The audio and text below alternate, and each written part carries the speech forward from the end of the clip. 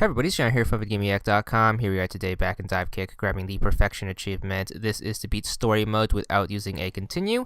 The first thing you want to do is you want to head into your options and make sure you crank that difficulty down to Cakewalk, which is the easiest difficulty. Then you want to hop into story, and then for our character, we are going to pick Dr. Scholes. And obviously you need to set your YOLO Gem. Now what this does is it gives you a nice boost to all your stats. However, at the cost of you not being able to lose a round. So it gives your opponent a free 4 rounds, so they just have to KO you once, and you have to KO them 5 times in order to get the win.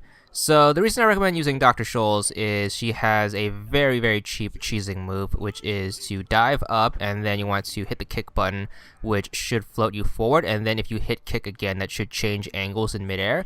So if you get the spacing right, what you can do is you can go up and then dive forward, and then once you are slightly above your opponent, quickly hit the kick button, and if you get the angle right, you should be able to consistently land a clean shot and get the wins like this. So all you have to do is just repeat this for all the matches. You can use continues and still get the achievement, so keep that in mind. You don't have to do a completely perfect run, but you do have to go 5 in a row for each of the characters. But if you do get stuck on a particular character, you can use a continue, so keep that in mind. Don't back out of the game and you should be good.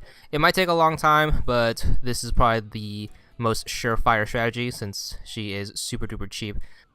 The only real character I had trouble with was the final boss, which is Seth Killian right here. Because of his teleportation move, it's very hard to get in above him and then attack him while he's below. So my best advice is to just have a little bit of patience and try to get the spacing right and get him at an angle while he's trying to kick.